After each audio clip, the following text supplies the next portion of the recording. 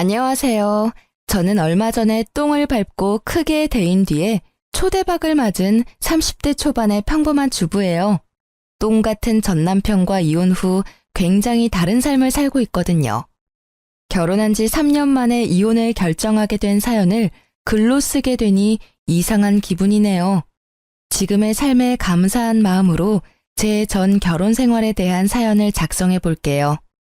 저와 남편은 20대 중반에 만났어요. 당시 저는 이미 직장인 4년 차로 아버지가 보태준 돈과 제가 번 돈을 합해서 전셋집에서 살고 있었어요. 남편은 저의 알뜰한 모습에 반했다며 프로포즈를 했고 요즘 추세로는 좀 이른 나이에 결혼을 하게 됐어요. 남편은 사실 좀 무뚝뚝한 면이 있고 구두쇠 기질도 있었어요. 그래도 연애 초반에는 좀 덜했는데 결혼 후에는 점점 심해지기는 했지만 아슬아슬하게 참을 수 있는 정도였죠. 시모는 아들이 전부인 사람으로 남편처럼 구두쇠 기질이 있었어요. 그래도 연애 초반에는 좀 덜했는데 결혼 후에는 점점 심해지기는 했지만 아슬아슬하게 참을 수 있는 정도였죠. 시모는 아들이 전부인 사람으로 남편처럼 구두쇠 기질이 있었어요. 자식은 부모를 닮는다고 했나요? 그 말처럼 두 사람은 똑같이 알뜰살뜰 돈 쓰는 걸 두려워하는 사람이었답니다. 그런 시모와 저는 그다지 가깝지는 않았어요. 시모가 매번 친정과 시댁을 차별한다며 저를 나무랐거든요. 저는 외동딸이라 친정엄마에게 매달 용돈을 드리고 있었어요. 자식도 하나뿐인데 그런 거라도 챙겨드리고 싶어서 드렸던 건데 친정엄마에게만 드리기 뭐해서 시모에게도 주는 거였거든요. 그런데 그걸 매번 작은 돈 누구 코에 붙이냐며 친정엄마한테 더 주는 거 내가 모를 줄 아냐며 난리를 피우는 거예요. 아니, 근데 생각해보세요. 외동인 제가 친정을 챙기는 건 당연한 것 아닌가요? 어째서 제가 제 집에 효도하는데 시모에게 그런 말을 들어야 하죠? 어쨌든 시모의 그런 언행은 시집 오고 난 뒤부터 시작됐어요. 그런 시모와 비슷하게 남편도 돈 문제로 저를 힘들게 하기 시작했어요. 제가 번 돈으로 제가 돈을 쓰는데 남편에게 허락을 맡아야 했거든요. 어차피 사야 할 생필품이지만 매번 허락을 맡아야 했죠. 이때쯤엔 부부 사이가 아니라 거의 상사와 부하 느낌이었어요. 내 돈으로 결제 맞는 더러운 그 기분 알만한 분들은 아실 거예요. 정말 짜증나거든요. 그렇다고 제가 낭비를 하는 것도 아니었어요. 진짜 맹세코 양가 어머님께 드리는 돈이 거의 60만 원 정도고 나머지는 생활비 100, 나머지는 비상금과 적금이었거든요. 제가 한 달에 쓰는 돈은 거의 20만 원도 되지 않았어요. 그런데 그마저도 많이 쓰니 적게 쓰니 쓸데없다느니 처음에는요. 저도 좋게 생각했어요. 이게 다 나중에 좋은 집에서 살고 좋은 차 몰고 다니려면 어쩔 수 없는 희생이다 라고 말이죠. 그런데 뒤로 갈수록 이게 아니다 싶을 정도로 심할 때가 있었어요. 지금 보면 그냥 그 사람은 구두쇠였을 뿐이고 더 악질적이게도 남의 돈도 자기 돈이라고 생각하고 있었던 거였어요. 제가 이 짠돌이 남편과 싸우게 된 첫 번째 사건의 계기는 바로 친정집 세탁기 때문이었어요. 친정엄마와 평소처럼 통화를 하는데 엄마가 최근에 세탁기가 고장났다고 하더라고요. 처음에는 수리를 생각했는데 오래된 세탁기라 생각보다 수리비가 너무 많이 나와서 어떻게 할까 고민 중이라고 하더라고요. 그래서 저는 제가 모아둔 돈도 있고 저번 명절 때 남편의 성화로 용돈도 많이 못 드린 것도 있어서 제가 세탁기를 새로 사드리기로 했어요. 친정엄마는 걱정하셨지만 저는 제 돈이고 친정에 쓰는 돈인데 괜찮을 거라고 생각했어요. 솔직히 남편의 반응이 조금 신경 쓰였지만 지도 양심이 있으면 장모한테 못 해준 거 내가 해준다고 뭐라 하지는 않겠지 하는 생각도 있었죠. 그래서 이왕 해주는 김에 세탁기에 건조기까지 해서 드렸거든요. 친정엄마가 50견이 와서 빨래 넣을 때 너무 힘들다고 하신 적이 있어서요. 겨울철이나 장마철에도 빨래 말리기 편하니 친정엄마 집안일이 조금이라도 줄어들 거라 생각해서 선택한 거였어요. 새 세탁기와 건조기가 들어가는 날 부모님과 같이 있었는데 부모님은 무척 좋아하셨고 저는 이걸로 끝이라고 생각했죠. 남편도 모를 거라고 생각했는데 카드 내역이 우편으로 날아올 줄이야. 일부러 카드 실적 채우려고 카드로 구매했는데 남편이 그 내역을 보고는 당장 가지고 와서 따지더라고요. 여보, 이렇게 비싸게 주고 산 게 뭐야? 거의 400만 원에 가까운 돈을 주고 도대체 뭘 산 거야? 돈도 없는데 이만큼이나 돈을 썼어? 아, 그거 우리 친정에 세탁기 고장났다고 하더라고. 그래서 내가 하나 사드렸어. 사드리는 김에 건조기도 같이 해드렸어. 그러잖아도 엄마 매번 빨래 넣을 때 50견 때문에 아프다고 하셨거든. 건조기 있으면 팔도 많이 안 아플 것 같고 같이 하면 또 싸길래 해드렸어. 평소에 해드리는 것도 없고. 명절 때도 용돈 많이 못 드렸는데 이 정도면 괜찮잖아. 자초지종을 설명하면 이해할 거라고 생각했던 남편의 얼굴이 점점 험악해지는 걸 보고 저는 당황했어요. 그런 일이 있으면 나한테 이야기부터 했어야지. 당신 혼자 결정하는 법이 어디 있어? 돈 400이 그렇게 쉽게 결정할 일이야? 왜 당신은 항상 이런 큰일을 혼자서 결정하는 거야? 아니, 말이 좀 그렇네? 매번 그러는 것처럼 말하는데 이번이 처음이잖아. 그리고 쉽게 결정한 거 아니야.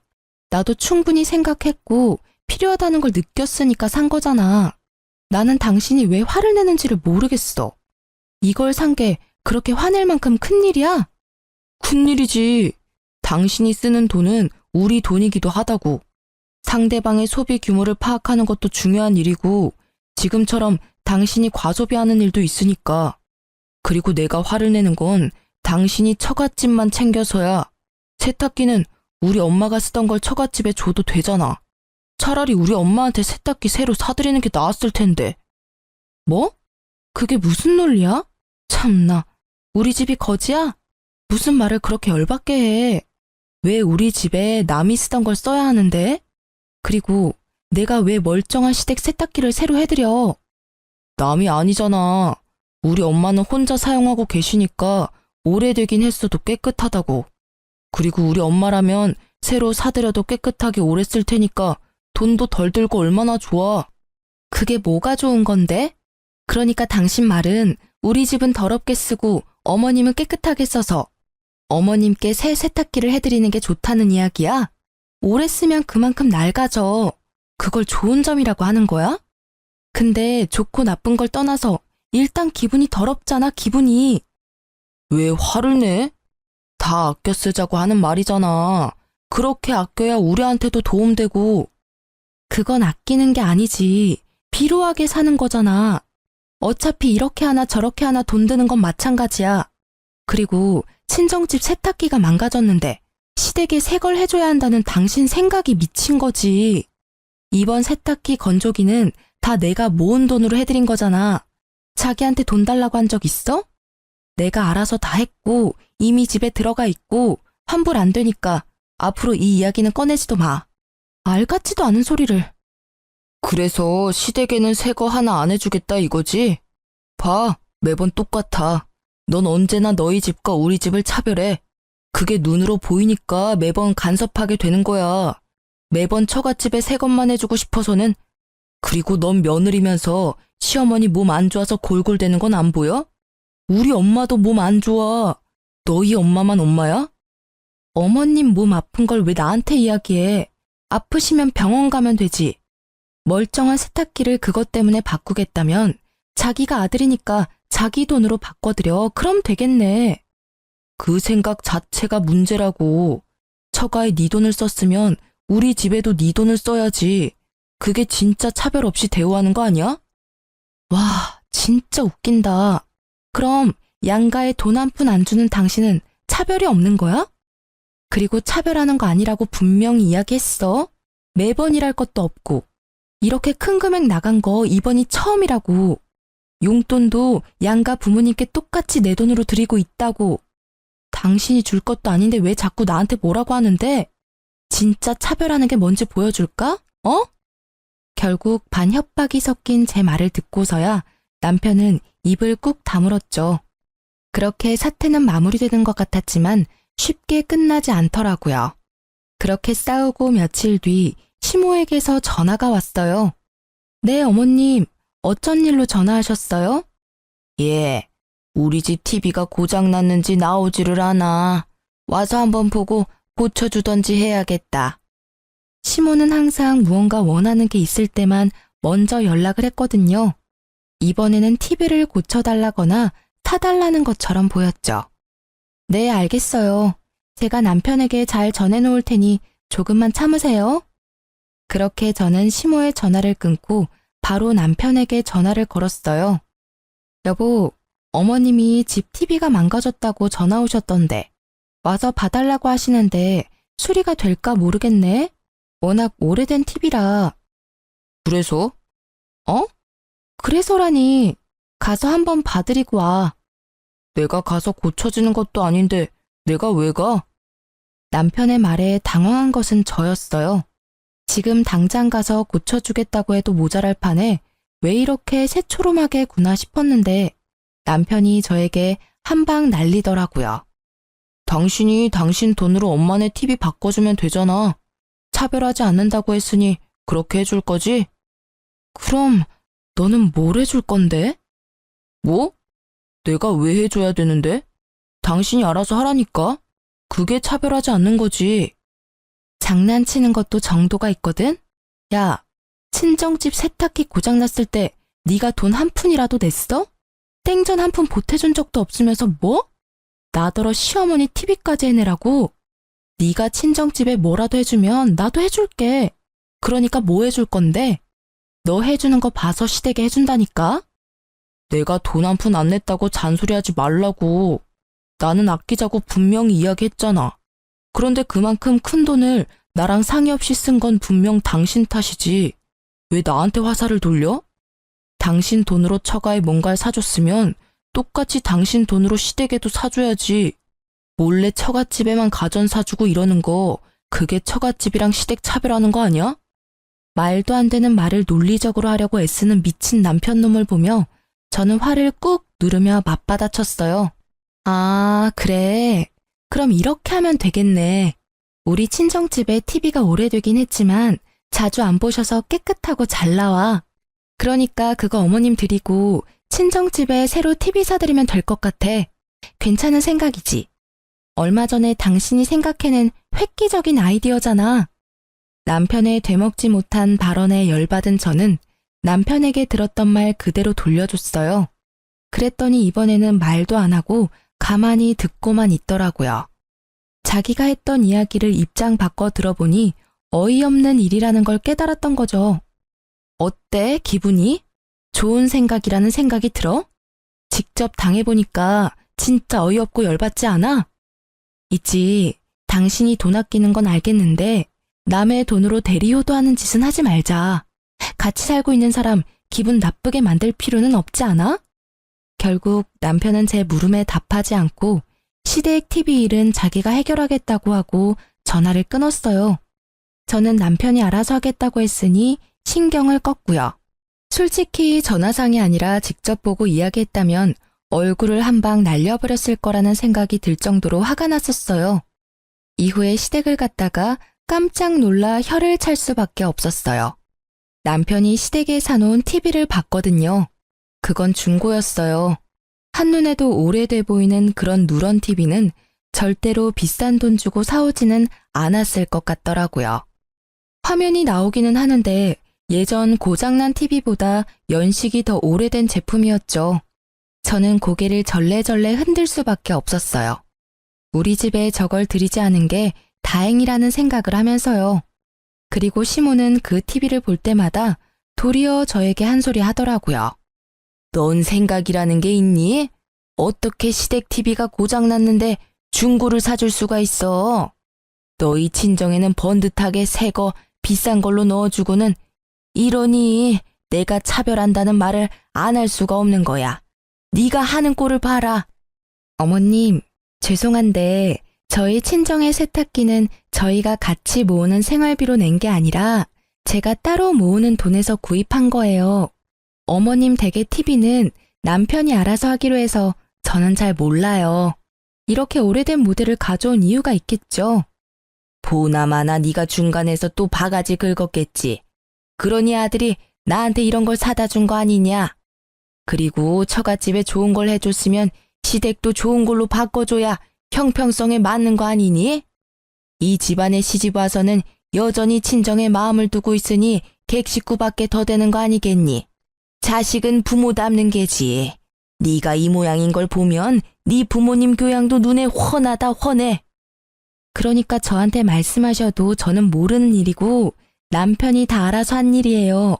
그리고 저는 어머님께 따로 제 월급에서 용돈도 드리고 있는데 이런 문제는 남편이 해결하는 게 맞죠. 저한테 돈 맡겨두신 것도 아니시잖아요. 쥐꼬리만한 용돈 준다고 아주 유세를 떠는구나. 얼마나 똑똑한지 시어머니 말에 한마디도 빠짐없이 말대꾸하며 제 남편 우습게 보는 말까지 하고. 아유, 내가 며느리를 잘못 들였지 잘못 들였어. 저는 시모가 왜 저한테 이러는지 이해가 안 가더라고요. 아니, TV를 중고로 사다 준 건 남편인데 왜 저를 혼내는 거죠? 그렇지만 남편이 사준 거라고 했더니 그 뒤에 그 이야기를 더 하지는 않았어요. 그렇게 이야기가 잘 정리되나 싶었는데 그리 쉽게 되지는 않더라고요. 남편의 구두쇠 기질은 날이 갈수록 더 심해졌어요. 그리고 그만큼 저도 시달리는 일이 많았죠. 물티슈 쓰는 것부터 물 사 먹는 것까지 간섭하며 저를 낭비하는 사람처럼 몰아가더라고요. 그래도 마음을 다잡아보려 했는데 더 큰일이 터져버리고 말았어요. 그날은 주말이라 오랜만에 부부둘이 같이 느긋하게 시간을 보내고 있었어요. 평소에는 둘 중 한 명이 야근으로 늦는 일이 많아 서로 얼굴 보기가 쉽지 않거든요. 늦잠을 자고 일어나려는데 전화가 울리더라고요. 친정엄마였어요. 여보세요? 엄마, 무슨 일 있어? 목소리가 왜 이렇게 갈라졌어?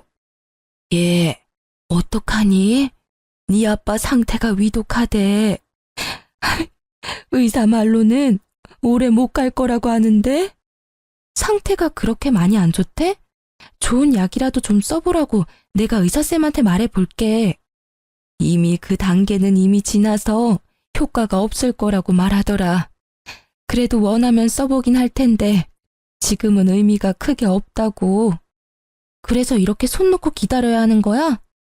좋아지기를 바라지만 아무리 봐도 상태가 안 좋아. 너도 나도 마음의 준비를 해야 한다고 선생님이. 울지 마. 지금 내가 갈게. 잠깐 기다리고 있어봐. 아니야, 됐어. 어차피 와도 너 못 들어와. 보호자 한 명만 특정 시간에 들어올 수 있대. 임종 때는 가족들 와서 봐도 된다고 하지만 아버지도 아버지지만 엄마가 걱정돼서 그러지. 병원비도 많이 나왔을 건데. 딸, 병원비는 걱정하지 마. 네 아버지가 보험을 잘 들어놨더라고. 아, 그러고 보니 네 아버지가 오늘 사망보험금 이야기하더라. 사망보험금? 커진 제 목소리에 남편 얼굴이 저를 향했어요. 저는 남편에게 아무것도 아니라는 제스처를 취한 채 다시 친정엄마와 이야기를 나눴죠. 그래, 사망하면 수령을 어떻게 해야 하는지 잘 알아보라고 하던데. 수령인이 나로 되어 있는데 네가 가서 받을 수 있는 방법이 없는지 좀 알아봐 줄래? 법정 상속인으로 되어 있으면 너도 상속인에 해당돼서 받으러 갈 수 있지 싶은데 내 이름으로 되어 있어서 어떻게 해야 할지 모르겠구나. 그래? 그럼 내가 보험회사 전화해 볼게. 수령인이 법정 상속인이 아니라 특정 사람으로 지정되어 있을 때 가족인 다른 사람이 수령하려면 어떻게 해야 하는지 물어보면 되지? 그래, 네 아버지가 미리 알아봐 놓으래. 어지간히도 우리가 걱정되시나 보다. 아무것도 못할까 봐. 당신 몸이나 걱정해야 할 때 왜 우리 걱정을 하는지. 또 흐느끼는 친정어머니를 달래며 화장대 앞에 거울을 보고 있었는데 남편 눈빛이 묘하게 반짝이는 걸 느꼈죠. 뭔가 찝찝한 느낌이 들어서 전화를 끊고 남편에게 물었어요. 아까 전에 전화할 때 왜 그렇게 빤히 쳐다본 거야? 이제 좀 있으면 장모님 생신이잖아. 안 좋은 일도 있으신데 생일이라도 좀 좋은 날 되셨으면 싶어서 선물 하나 드리려고 하는데 뭘 해드리면 좋아하실까? 갑자기 무슨 일로? 해마다 식사하고 용돈 조금 드리고 그게 일상이잖아. 선물하려고 할 때마다 경기하면서 안 된다고 한 사람이 무슨 선물은? 이번에는 좀 다르잖아. 어머님도 많이 힘드시니까 기운 차릴 만한 일도 있으셔야지. 잘 생각해봐. 어머님이 좋아하실 만한 걸로. 그럼 명품 가방이라도 드릴까? 정말로 별 생각 없이 던진 말이었어요. 남편이라면 절대로 받아들이지 않을 물건이라고 생각했거든요. 그렇지만 남편이 센 척 나오니 저도 그냥 센 척하고 싶었던 것뿐이랄까. 진짜 아무 생각 없이 던진 말이었는데 그런데 이게 무슨 일인지 갑자기 남편이 알겠다고 하더라고요. 그래, 그걸로 사드리자. 내가 봐서 사올게. 진짜로 사드릴 거야? 그래, 지금이라도 사위 노릇 해야 하지 않겠어? 힘드신데 옆에서 지탱하지 못하면 마음이라도 전달해야지. 그 말에 당황한 것은 저였어요. 이런 사람이 아닌데? 그런 걸 사볼 생각조차 하지 않는 사람인데 말이죠. 이때까지 저는 남편이 말만 그렇게 하고 사오지 않을 거라고 생각했어요. 그런데 그 바로 다음 날 남편이 진짜 가방을 사왔더라고요. 저도 아는 유명 브랜드의 고가의 명품 가방을요. 중고로 사도 몇백만 원이 넘는 이 가방을 남편이 가져오자 저는 놀랄 수밖에 없었어요. 친정엄마 생신날 그걸 떡하니 내놓으니 엄마 얼굴이 요 근래 드물게 활짝 피더라고요. 계속 힘든 일만 있었는데 좋은 일 정도는 있어야죠. 당신 이거 진짜로 사온 거야? 비싸지 않았어? 무슨 돈으로 이런 걸 산 거야? 전 1,000만 원 정도 주고 샀는데 살 때 이렇게 큰 돈 주고 물건을 사본 적이 처음이라 후덜덜 떨리더라고. 하며 남편이 너스레를 떠는 모습을 보며 저는 진심으로 남편에 대해 고마움을 느꼈어요. 그것이 고가의 가방이 아니라 하더라도 그 마음은 진심이었어요. 어머니가 힘들어하는 시기에 하나뿐인 사위와 딸이 맛있는 식사 대접에 마음을 다독여줄 따뜻한 선물을 해준다는 건 너무나 환영할 만한 일이니까요. 저는 그런 남편에게 진심을 담아 말했어요. 여보, 고마워. 엄마가 기운을 조금 차리신 것 같아서 나도 기분 좋아. 당신이 명품 가방 해준 것만큼 나도 잘할게. 뭘, 해야 할 일을 했을 뿐인데. 너무 신경 쓰지 말고 장모님 잘 지탱해드려. 자주 만나 뵙고 연락도 하고 말이야. 그렇게 친정엄마 생신이 훈훈하게 끝나는가 했는데 그 다음날 시모에게서 시댁으로 오라는 연락을 받았어요. 무슨 일인가 하고 갔더니 시모가 노발대발하며 저를 잡아먹을 것처럼 노려보더라고요. 네가 네 남편을 어떻게 요리를 했길래 그런 비싼 가방에 돈을 들이도록 만들었어? 말해봐. 네가 뭐라고 시켰으니까 나한테는 생전 선물도 안 해준 명품 가방을 처갓집에다 갖다 바친 거 아니야. 차별한다 내가 말했지만 이렇게 티가 나도록 나를 무시할 줄은 몰랐구나. 알고 보니 저희 엄마 카톡 프로필이 수정된 걸 보고 시모가 개거품을 문 거죠. 사위가 선물해준 가방. 그리고 사진에는 선물 받은 가방 사진이 떡하니 있었죠. 저는 당황했어요. 사실 처음에 뭘 사줄까 하고 물었을 때 명품 가방이라고 대답한 건 저였으니까요. 솔직히 진짜 사올 줄 누가 알았겠어요? 그러니 저도 시모에게 미안한 마음이 들더라고요. 어머님, 진정하세요. 그 가방은 저희 어머니 생신 선물로 이이가 선물해준 거라. 어머님 생신 때는 제가 예쁜 걸로 사드릴게요. 생일까지 어떻게 기다리니? 그리고 너희들 진짜 이러는 거 아니다. 내가 돈 때문에 명품 가방 때문에 이러는 거 같지? 아니야. 이런 사진 보면서 남편 없는 내 신세가 서럽고 자식이며 며느리한테도 홀대받는 내 인생이 불쌍해서 아이고. 말릴수록 더 심하게 과장되게 울고불고 하는 시모를 남편은 팔을 잡고 끌고 나가려고 했어요. 어머니, 잠깐 나가서 이야기해요. 조용한 데서 이야기 좀 하자고요. 놔, 내 전연한테 직접 들어야겠어. 너를 어떻게 구워 삶았길래, 제발요. 따라오세요. 결국 시모를 끌고 가다시피 한 남편은 시모와 집 밖으로 나갔어요. 저는 걱정이 됐어요. 말주변 없는 저 사람이 제대로 말을 전달할 수 있을까 하고요. 정말 작은 걱정이었지만 이때는 너무 미치겠더라고요.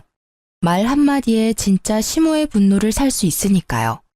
그래서 몰래 저도 나가서 이야기를 들으려고 했는데 마침 베란다 문이 열려 있더라고요. 시댁 집이 2층이라 당장 베란다 쪽으로 나가서 몸을 기울였어요. 처음에는 소곤거리는 소리라 안 들렸는데 최대한 집중하니까 잘 들리더라고요. 장인어른이 지금 위독하신데 곧 돌아가실 것 같아요. 근데 보험을 빵빵하게 들어놓으셨는지 사망보험금이 어마어마하더라고요. 나중에 그거 타면 어머니한테 더 좋은 거 해드릴 테니까 조금만 참아요. 예? 와이프 외동딸이잖아. 장모님이 받아도 반은 와이프 몫이거든요. 그러니까 지금은 참으시라고요. 그 돈 들어올 때까지만. 그래? 아이고 잘 됐네. 쓸모도 없는 며느리 이제야 쓸 일이 생겼어. 잘 됐다 얘. 보험금 타면 그걸로 팔자 피는 건 순식간이야.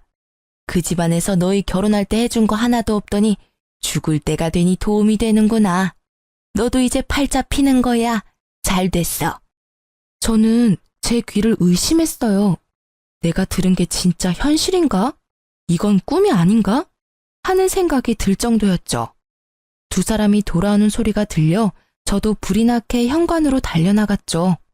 열이 받아서 두 사람에게 한 소리 하려고 결심하던 차에 친정엄마한테 전화가 왔어요. 저는 남편과 시모를 두고 그대로 밖으로 나가 전화를 받았죠. 응, 엄마, 무슨 일이야? 예, 어떻게 이럴 수 있어? 사위한테 받은 가장고리가 떨어져서 수리하러 갔더니 자기네 제품이 아니라며 수리를 거부하던데 이거 설마 가짜 제품이니? 뭐? 그게 무슨 말이야? 아이고, 내가 거기서 받은 수모를 생각하면 손발이 떨리고 아니, 가품을 줬으면 가품이라고 말을 해주면 될 것을 왜 가짜를 진짜라고 속이는 거니? 저는 그 길로 불이 나게 친정으로 달려갔고 그 가방을 들고 전문 매장을 찾았어요. 직원이 딱 보더니 SA급도 아닌 B급 짝퉁이라더군요. 저도 친정어머니도 명품을 직접 본 적이 없으니 그게 가짜인지 진짜인지 알 길도 없었던 거고요. 실망한 친정어머니를 달래는 저는 수치스러움과 분노로 머릿속이 가득 찼어요. 이혼. 바로 이날 저는 이혼을 결심하게 됐어요. 막대 먹은 무개념 짠돌이 남편과의 이혼을 말이죠. 그리고 저는 그 나쁜 놈과 아버지를 모욕한 시모에게 복수를 계획했어요. 지들이 했던 대로 아주 치사하고 더럽고 열받는 복수를 말이죠. 이후로 저는 대놓고 시댁과 친정을 차별하기 시작했어요. 좋은 것이 있으면 무조건 시모가 있는 데서 친정에 해줘야겠다고 이야기하고 제가 모은 돈을 털어서 친정에 바리바리 먹을 것, 입을 것, 가전제품 같은 것들을 해다 줬어요. 남편과 시모가 볼 때 더 많이 해드렸죠. 시모에게 이보다 더 크게 열받는 일이 있을 수 없고 남편은 유산 때문에 꾹 참고 있는 게 보였죠. 그래도 본인도 참기 힘들었을 거예요. 말하고 싶은 걸 참느라 힘들어 보였거든요.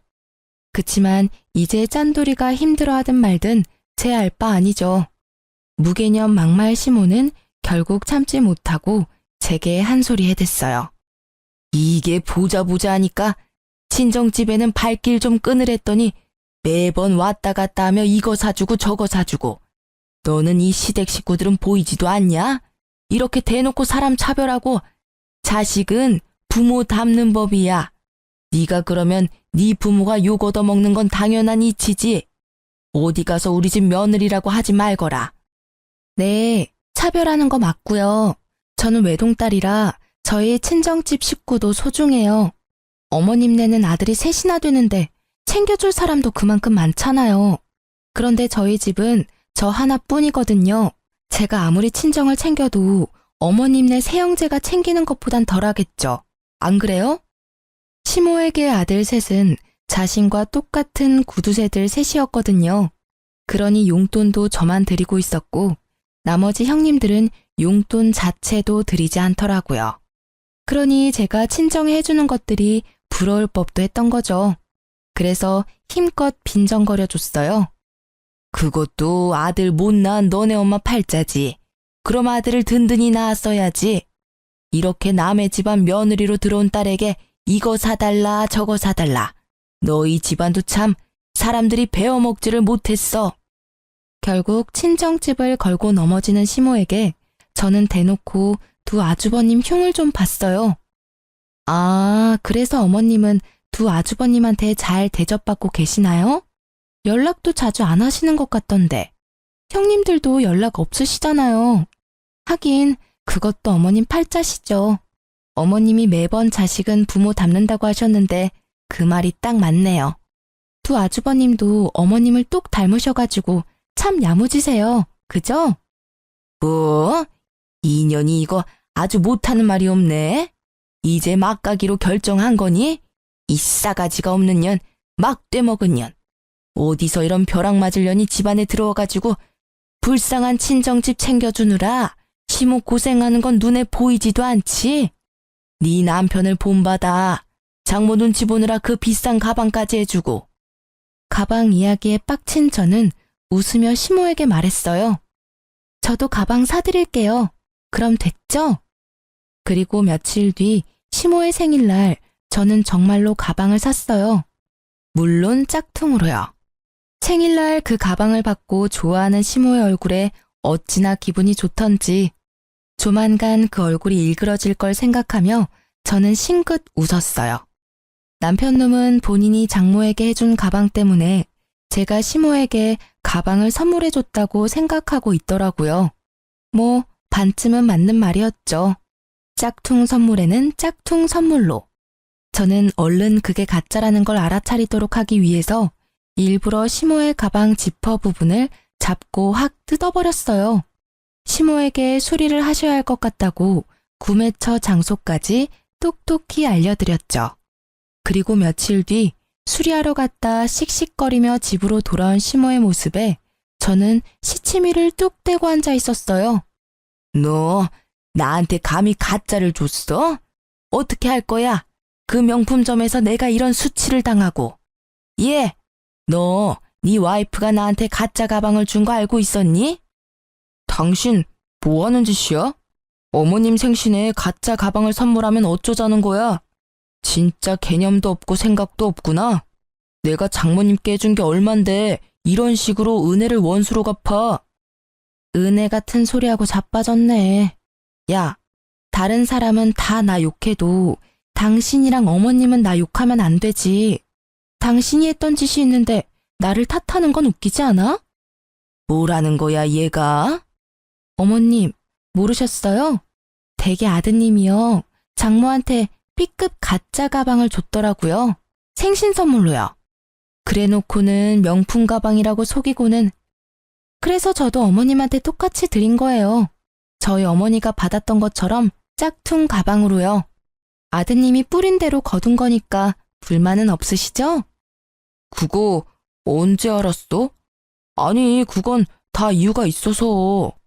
그 이유는 알고 싶지도 않아. 짝퉁? 그것도 괜찮아. 처음부터 가짜라고 이야기했으면 차라리 나았어. 돈 없지만 다음에는 진짜를 사주겠다고 이야기했다면 우리 형편에 아쉽지만 어쩔 수 없다며 좋게 넘어갔을 일이지. 그런데 당신은 그걸 숨겼어. 아니, 거짓말을 했지. 1,000만 원이 넘는 가격으로 산 것처럼 사기를 쳤어. 자기 장모한테 말이지. 이 사기꾼. 서슬퍼런 제 모습이 처음인지라 남편과 시모는 놀란 눈치였어요. 그런 남편의 모습에 저는 한 방 더 먹여주기로 했어요. 그리고 한 가지 더 말해주는데 그 일 덕분에 우리 엄마가 괘씸해서라도 나한테는 아버지 보험금 안 주겠대. 어차피 지정 수령인이라 엄마한테 다 가는 거라 나는 한 푼도 못 받는다고. 뭐? 그게 무슨 말이야? 당신도 법정 상속인인데 왜 못 받아? 나도 몰라? 아니면 우리 엄마한테 직접 물어볼래? 진짜로 안 줄 생각인 건지. 남편 놈이 진짜로 급했는지 친정엄마한테 곧바로 전화를 걸더군요. 그 탐욕 가득한 눈빛이 어찌나 한심하던지. 물어보랬다고 그걸 전화하는 저 뻔뻔함에 치를 떨었죠. 어머님, 저 한 가지만 여쭙겠습니다. 혹시 와이프는 장인어른 사망보험금 못 받습니까? 그래, 자네는 우리 집을 뭐라고 생각하는 겐가? 자네 장인 사망보험금은 이 집에서 알아서 할 일이야. 자네가 신경 쓸 일 아니지. 나는 지금 자네에게 크게 실망했어. 이런 무례한 전화도 그 중에 하나지. 더 이상 할 말 없으니 이제 더 이상 나한테 전화하지 말게. 미리 친정엄마와 계획해둔 거였어요. 아버지의 사망보험금이 사라진다면, 내 몫이 사라진다면 이 짠돌이가 어떻게 나올까 하고, 아마 분명히 높은 확률로 제가 바라던 말을 해줄 거라고 생각했어요. 그리고 제 예상이 맞았어요. 남편의 절박하던 얼굴은 금세 뻔뻔하게 바뀌더라고요. 그 얼굴에는 미안함도 부끄러움도 없었어요. 당신이 사망보험금 못 받는다면 나랑 같이 살 필요 없어. 우리 이혼해. 짠돌이 남편 싫다며. 매번 차별 운운하는 시어머니도 싫고 그럼 됐잖아. 그냥 이혼하자. 그래, 너 잘 생각했어. 애도 못 가져. 처갓집이랑 차별도 하고. 이런 못 사는 집 딸보다 더 좋은 여자 이 나라에 널리고 널렸어. 위자료나 듬뿍 받아내라. 두 사람의 말에 저는 속으로 비웃었어요. 지금 부부가 같이 사는 집도 제 명의로 된 전셋집이고 그마저도 결혼 중에 마련한 게 아니라 제가 처녀 시절부터 마련해서 온 것인데 지들 위자료 받을 생각으로 가득하더라고요. 이혼 소송할 거지? 어차피 합의 이혼은 안 될 것 같으니까. 나는 당신이 유책 배우자라고 생각하고 그렇게 증거 모을 테니까 위자료는 아마 당신이 내야 할 거야. 그게 무슨 소리야. 위자료는 당신이 내야지. 나는 이미 어머님이 나한테 한 막말들 다 녹음해놨어. 카톡 대화 내용도 다 찍어놨고. 제 말에 심오한 남편은 그제야 꿀먹은 벙어리가 되더라고요. 그 뒤에 남편은 자기가 불리해질 것 같으니 뒤늦게 울며 불며 인정에 호소하며 매달렸지만 저는 냉정하게 뿌리쳤어요. 보험금 못 받는다니 냉큼 이혼하자던 놈이 이제 와서 무슨 낯짝으로 다시 매달리는지. 결국 이혼 소송은 역시 저의 승리였어요. 그리고 그 판결 이후 친정아버지가 돌아가셨죠. 친정엄마는 이혼한 제게 사망보험금의 반을 나눠주고 저는 보험금과 위자료, 전세금을 합해서 아주 좋은 집을 계약했어요. 그렇게 4년이 흘렀어요. 이미 저는 좋은 남자를 만나 재혼에 성공한 상태였죠. 내심 이번에는 절대로 짠돌이와 만나지 않으려고 조심 또 조심했는데요. 그렇게 만난 게 현재 남편이에요.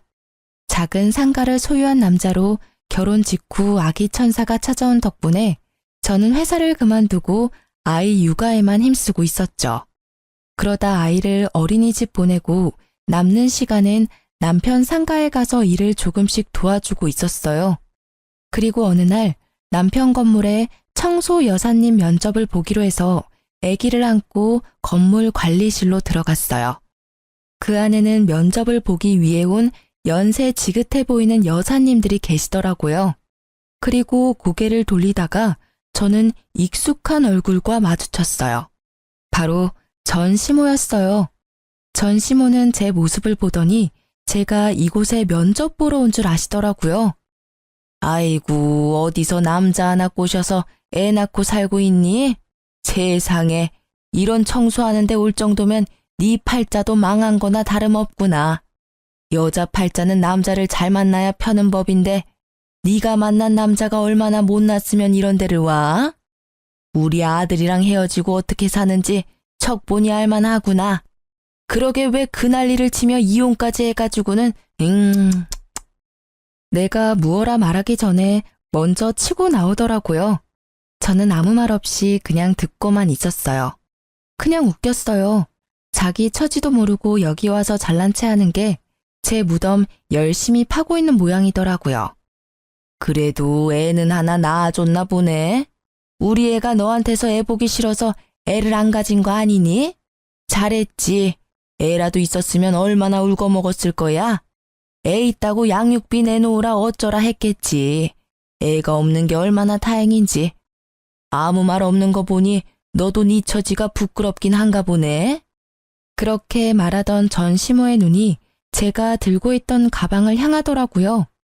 남편이 사준 브랜드 제품 가방이었는데 그걸 보고 피식 웃더라고요. 나쁜 버릇 또 나왔구나. 청소나 하러 다니는 주제에 가짜 명품 가방을 들고 다니니? 나한테 짝퉁 가방 선물할 때부터 알아봤어. 그것도 가짜지? 줘봐.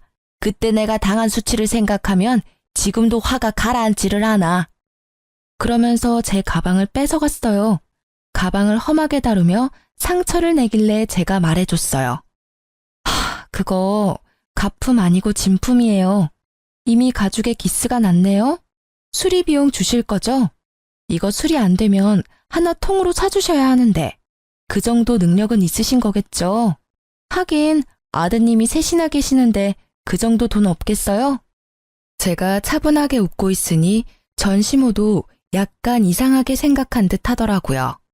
제 가방이 바닥에 내팽겨쳐질 때 마침 관리실 문이 열리면서 관리 직원이 인사를 하러 나왔죠. 아이고 사모님, 왜 거기서 계세요? 여기 안쪽으로 와서 앉으세요. 사모님? 저는 전 시모가 바닥에 떨군 가방을 들어 먼지를 툭툭 털어냈죠. 고개를 드니 전 시모의 얼굴이 새하얗게 질린 게 보이더라고요. 그제야 상황 파악이 된 것 같더라고요. 제가 일하러 온 사람이 아니라는 것과 자신이 던져버린 가방이 가품이 아닌 진품이라는 걸요. 네, 제가 사모님이고 오늘 이 건물 청소 여사님 구하는데 지금 남편이 면접 좀 봐달라고 해서 온 거예요. 일단 한 분씩 안쪽 방에서 면접 볼게요. 저희는 연이 있으니 먼저 면접 봐드릴게요. 안으로 들어오세요. 저와 전 시모가 관리인 방으로 들어갔어요. 따라오지 않을 줄 알았던 시모가 놀라서 그런지 아무 생각 없이 순순히 따라 들어오더라고요. 저희는 가족처럼 함께 일할 여사님을 구해요. 월급도 근처 분들보다 더 쳐드릴 건데 그만큼 열심히 해주셔야 되고요. 개인적으로는 꼭 맡아서 해주셨으면 좋겠어요. 이제껏 알뜰하게 사시는 걸 제가 잘 봤잖아요. 우리 건물도 그렇게 알뜰살뜰 잘 꾸려서 청소해 주실 것 같아서요. 제 말에도 아무 대답을 하지 못하더라고요. 불과 5분 전과는 정반대인 상황이 너무 웃겼어요. 그리고 그 사색이 된 표정에 통쾌하기도 했고요. 절 괴롭힐 때는 보지 못했던 얼굴이 너무 속 시원했어요. 그런데 전 남편은 뭐 하는 사람인지 모르겠네요. 대체 뭘 하고 다니길래 늙은 노모를 일하러 여기까지 보냈대요? 요새 일 다니고 있긴 해요? 혹시 여전히 너무 알뜰하게 살아서 연세 드신 어머니 밖으로 일하러 보낸 걸까요? 뭐든 적당히 해야 하는 법인데 말이에요. 아들이 셋이나 계신 분이 이런 데서 일한다 그러면 사람들이 욕할지도 모르겠네요. 걱정해주는 척 폭탄을 날리며 비웃자 전 시모는 자존심이 상했는지 화난 얼굴로 벌떡 일어나더라고요. 내가 이딴 곳에서 일할 줄 알아? 절대 안 할 테니 그리 알아. 저도 채용할 생각은 아니었어요. 받아들인다면 두고두고 갑질 제대로 할 생각이었는데 알아서 빠져나가더라고요. 나중에 전 시모가 왜 여기까지 오게 됐는지 주변 사람들에게 물어보니 아들이 셋이나 되는데 아무도 용돈 주는 자식이 없대요. 제가 있었을 때는 제가 드리는 용돈이 유일했던 것 같더라고요. 그렇게 자식 셋이 전부인 것처럼 굴더니 결국 용돈도 주지 않고 왕래조차 잘 안 한다고 해요. 본인이 뿌린 씨앗, 본인이 거둔 거죠. 그렇게 구두쇠같이 굴었으니 자식들도 똑같이 그렇게 큰 거죠. 그리고 며칠 지나지 않아 전 남편이 건물로 찾아왔더라고요. 저는 시모가 건물에 해코지하지 않을까 매일 나와보고 있었기에 그 사람이 왔을 때 딱 마주쳤죠. 너 잘 만났다. 야, 너 나한테 사기를 치고 이혼을 해? 너 보험금 못 받는다더니 다 받아 처먹고 나한테는 거짓말을 해? 왜 그게 잘못됐어? 나도 내 재산 지킬 필요가 있어. 네가 욕심내서 우리 아버지 보험금 노리는 거 모를 줄 알았어? 간도 크지. 어떻게 와이프 아버지 사망보험금을 노려? 그래, 그거 내가 탔으면 또 그 집구석에서 구워 삼겨지고 있었겠지. 정말 불행 중 다행이었어. 뭐? 이게 말이면 다인 줄 아나? 야, 이딴 작은 상가 하나 가지고 있다고 무서운 줄 모르나 본데 나는 니년 절대 용서 못해. 나한테 거짓말하고 이혼한 거니까 사망보험금은 토해내야지. 그게 맞는 거잖아. 그게 왜 맞는 말이야? 그리고 그걸 내가 왜 토해내? 아버지 사망보험금은 엄밀히 따지면 우리 엄마 거야. 그리고 이 건물? 이거 내 거 아니야. 내 남편 거지. 그러니까 남편 불러서 법적 대응하기 전에 얼른 꺼져. 앞으로 이 근처 얼씬거리지도 마. 알아들었어? 이 찌질아. 건물이 남편 거라는 이야기에 전 남편은 사색이 돼서는 말 한마디 못하고 나가더라고요. 아니, 와이프 아버지 보험금 못 받는다는 이유로 이혼하자고 했던 놈이 다시 찾아와서 이럴 줄은 상상도 못했어요. 정말 찌질함의 끝을 보여준 더러운 놈이었어요. 그 일이 있고 나서는 찌질한 전 남편을 본 적은 없었어요. 재혼한 남편이 제 이야기를 듣고는 눈에 불을 켜고 건물을 지키고 있거든요. 그래도 찌질이와 헤어지고 좋은 남자 만나서 다행이라고 생각해요. 지금 남편은 저희 친정에 너무 잘해줘서 가끔 미안할 정도거든요. 우리 집이나 시댁에서 뭔가를 사면 꼭 친정에도 사드리자며 먼저 권하니 제가 도리어 마다할 정도예요. 솔직히 우리 집에 너무 잘해주니까 저도 자연스레 시댁과 남편에게 더 잘하게 되더라고요. 뿌린 대로 거둔다는 말이 틀린 게 없네요. 이제 든든한 남편과 알콩달콩 잘 살아볼 거예요. 글 읽어주신 분들 모두 감사하고 행복하세요.